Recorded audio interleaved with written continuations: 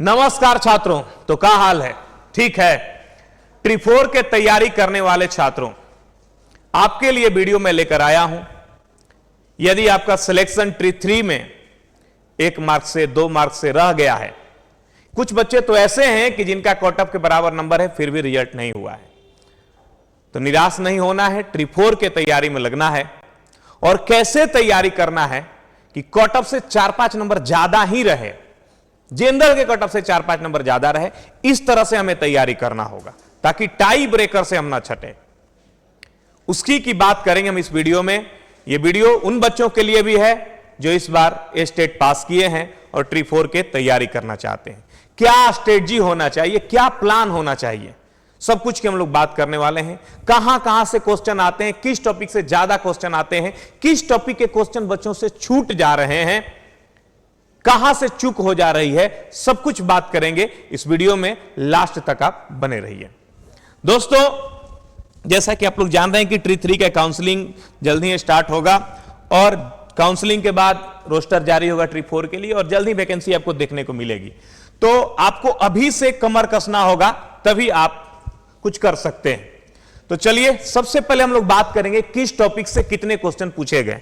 तो tree 1 exam में 9th 10th TGT mathematics में किस टॉपिक से कितने क्वेश्चन पूछे गए हैं, उसका आंकड़ा लेकर मैं आया हूं। आप देखेंगे मेंसुरेशन सबसे ऊपर में है। इसको ऊपर में क्यों रखे हैं? क्योंकि ट्री 1, ट्री 2, ट्री 3 तीनों में मेंसुरेशन से सबसे ज्यादा क्वेश्चन पूछे गए हैं। तो मेंसुरेशन से 9 क्वेश्चन ट्री 1 में, ज्योमेट्री से 7, कोऑर्डिनेट ज्योमेट्री से 7, ट्रिग्नोमेट्री से 6, पॉलिनोमियल से 3, लीनियर इक्वेशन से 2, प्रोबेबिलिटी से 7। देख रहे हैं, प्रोबेबिलिटी से 7 क्वेश्चन।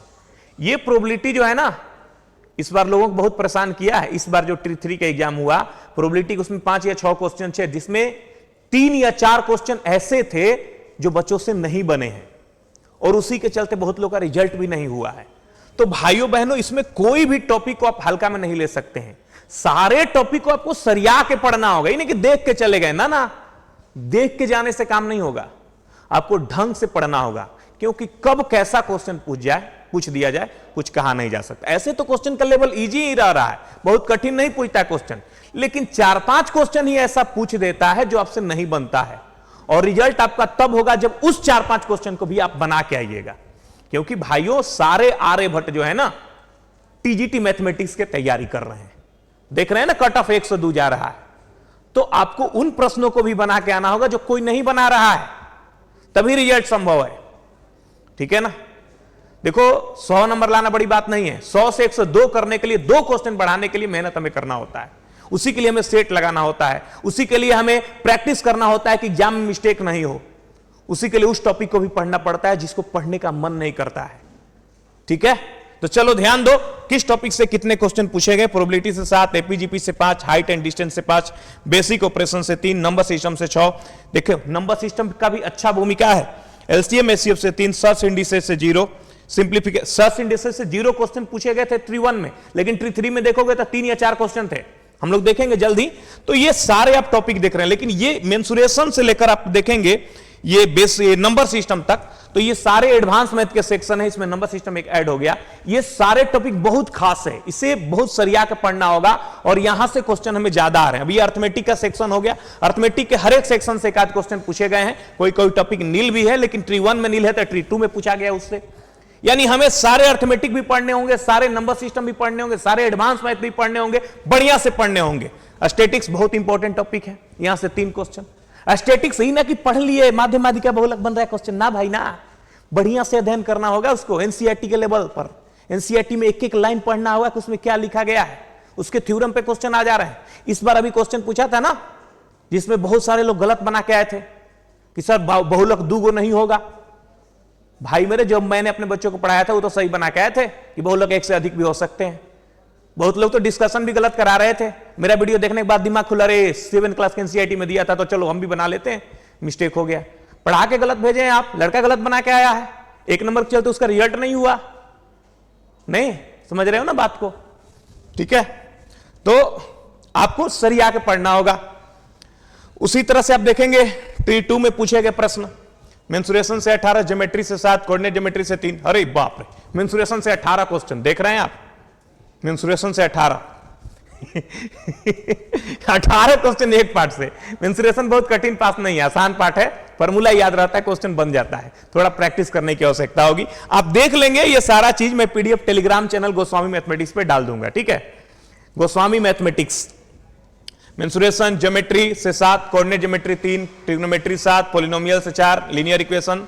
लीनियर इक्वेशन समझ रहे हैं ना, 2 चर वाले रैखिक समीकरण जिसमें पूछा जाता है कैसे हल होंगे, कैसा आलेख होगा, संपाती होगा, किससे समानांतर होगा, वो वाला क्वेश्चन सब, ठीक है। एपीजीपी से भी क्वेश्चन आया था, इस बार भी एक क्वेश्चन आया था, पिछला बार 2 क्वेश्चन आया था। एलसीएम एचसीएफ देख रहे हैं एक। अर्थमेटिक में भी लगभग सारे टॉपिक्स हैं, कोई टॉपिक छूट रहा है तो पिछला बार पूछा था, अगला बार पूछ देगा, ठीक है ना। यानी आपको कंप्लीट अर्थमेटिक पढ़ना होगा, एडवांस में पढ़ना होगा। इस बार का देखेंगे 83 का है, मेंसुरेशन से 12 क्वेश्चन, प्रोबेबिलिटी से 5 क्वेश्चन, 5 क्वेश्चन बोले ना प्रोबेबिलिटी से पूछा था, जिसमें थे 3 क्वेश्चन थे कठिन, ठीक है ना। उसी तरह से स्टैटिक्स में कितने क्वेश्चन है?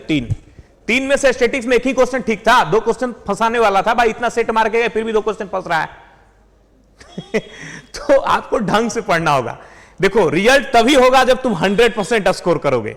ऐसा सोच के आना है कि हमको भाई 80 + 8 88, मैथ में हमको 88 बना के आना है। एक गलती हो जाए मैक्सिमम 87 तो बनना ही चाहिए, तभी रिजल्ट हो पाएगा। और उसके लिए आपको एक एक टॉपिक पढ़ना होगा ढंग से, समझ रहे हो, तभी रिजल्ट होगा, ठीक है।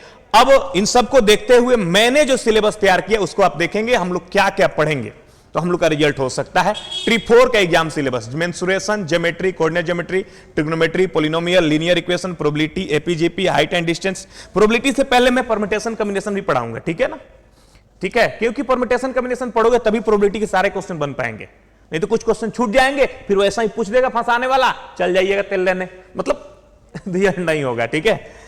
Basic operation, number system. कहिएगा सर ये बेसिक ऑपरेशन कौन सा पार्ट है? बेसिक ऑपरेशन कोई पार्ट नहीं है, इसमें 2 चर वाले रैखिक समीकरण हो गए, द्विघात समीकरण हो गए, इक्वेशन हो गए, उन सब प्रश्नों को जो लैंग्वेज में दिया जाता है और एक्स का वैल्यू निकालना होता है, उस तरह के प्रश्नों को मैंने बेसिक ऑपरेशन में रखा है, ठीक है ना। चलिए उसके बाद LCM HCF, search indices, simplification, fraction, statics. Fraction से भी क्वेश्चन आ रहे हैं, जैसे शांत दशमलव वाला, शांत दशमलव वाला आपने ट्री 1 में भी देखा, ट्री 2 में भी देखा, ट्री 3 में नहीं पूछा था, लेकिन ट्री 4 में पूछेगा, ठीक है। Ratio, proportion, average, mixture, age, ये कंप्लीट अर्थमेटिक है। Time and work, time and distance, train, board, pipe and system, percentage, profit and loss, discount. भाई 88 क्वेश्चन पुराने हैं तो सारे जगह से पूछे जाएंगे क्वेश्चन, सिंपल बात है, ठीक है। देखें परम्यूटेशन कॉम्बिनेशन हमने ऐड किया है। तो ये था आपका सिलेबस। आप इन सिलेबस को आपको पढ़ना होगा सरिया के। अगर आप प्रीवियस ईयर क्वेश्चन की बात करेंगे तो अभी तक 3 ही एग्जाम हुए, तो 80 3 240 ही क्वेश्चन होंगे, तो 240 क्वेश्चन पढ़ने से आपका तैयारी होगा नहीं। तो आपको पढ़ना होगा पहले हर एक पाठ में 100 150 200 क्वेश्चन, 200 क्वेश्चन मिनिमम हर एक पाठ में पढ़ना होगा। उसके लिए आप एसएससी का क्वेश्चन लेके बना सकते हैं, एनसीईआरटी बना सकते हैं, ठीक है। अगर मान लीजिए आपको क्वेश्चन नहीं मिल रहा है तो एसएससी का प्रीवियस ईयर लेके बना लीजिए। मैंने जो असाइनमेंट तैयार किया है उसमें इन क्वेश्चन को देखते हुए, पैटर्न को देखते हुए, अपने ढंग से एसएससी के प्रश्नों को, एनसीईआरटी के प्रश्नों को शामिल करके topic by type wise assignment बनाया है, जिसे मैं कंप्लीट फाउंडेशन की तरह पढ़ाऊंगा। बात समझ रहे हैं ना? हाँ, आप जरूरी नहीं कि हमसे पढ़ें या कहीं क्लास करें, लेकिन आपको क्वेश्चन बनाने होंगे। हमसे पीडीएफ लेके ही बना लीजिए, आपका काम हो जाएगा। बात समझ में आ रहा है ना? ठीक है। अगर आपको लगता है कि मेरा सारा पाठ ठीक है, मुझे कहीं क्लास करने की आवश्यकता नहीं है, तो यह भी अच्छी बात है। लेकिन भाई मेरे प्रोबेबिलिटी जहां से क्वेश्चन तुमको छूट सकता है, ट्रिग्नोमेट्री जहां से क्वेश्चन तुमको छूट सकता है, स्टैटिक्स जहां से तुमको क्वेश्चन छूट सकता है, इन सबको एक बार फिर से ढंग से सरिया के पढ़ लो, ठीक है ना? समझ में आ रहा है ना? तभी तुम्हारा क्वेश्चन नहीं छूटने वाला है। या लगता है तुमको कि मेरा ये सब ठीक है, हम अर्थमेटिक मेरा कमजोर है। बहुत सारे ऐसे बच्चे हैं जो एसएससी रेलवे की तैयारी नहीं किए हैं, तो उनका अर्थमेटिक पोर्शन कमजोर है, तो उनको अर्थमेटिक सरिया के पढ़ना होगा भाई। अर्थमेटिक में भी देखे कितना बढ़िया बढ़िया क्वेश्चन इस बार पूछ दिया था कि 20% कम में खरीदा होता, 20% अधिक में बेचा होता, इस तरह के क्वेश्चन पूछे गए थे। ये बढ़िया लेवल के क्वेश्चन हो गए, ठीक है। तो अर्थमेटिक आप सरिया पढ़िएगा। अब देखो, आप लगता है कि मुझे क्वेश्चन जल्दी बन जाता है, क्वेश्चन तो मैं बना ही लूंगा। बहुत सारे बच्चे ऐसे हैं जिनका रिजल्ट इसलिए नहीं हुआ कि वो टाइम के साथ क्वेश्चन नहीं बना पाए। और आप पता कीजिएगा जितने लोगों का रिजल्ट हुआ है उसमें से ज्यादातर लोग ऐसे होंगे जो आधा घंटा पहले पेपर बना के बैठ गए थे। उनके लिए बहुत आसान था, तुरंत तुरंत बना लिए थे, क्योंकि वो प्रॉपर एसएससी का स्टूडेंट है। जो एसएससी का स्टूडेंट है ना, उसका स्पीड बहुत होता है मैथ में। भाई जो भी एसएससी का स्टूडेंट है उसका रिजल्ट हुआ है, आधा घंटा पहले बना के पेपर लोग बैठ गए एग्जाम में, उनको लगता है कितना समय दे दिया भाई। कुछ लोग के लिए लग रहा है समय कम पड़ रहा है। समय क्यों कम पड़ रहा है? क्योंकि आपको मैथ आता है लेकिन आपको ट्रिक नहीं आता है।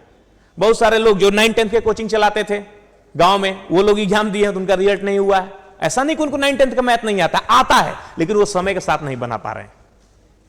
तो आपको स्पीड बढ़ाने की आवश्यकता है, और स्पीड सिर्फ आप सेट बना के नहीं बढ़ा सकते हैं, सेट बना करके नहीं बढ़ा सकते। उसके लिए आपको प्रॉपर गाइडेंस में कहीं ना कहीं क्लास लेना होगा, समझ रहे हैं ना।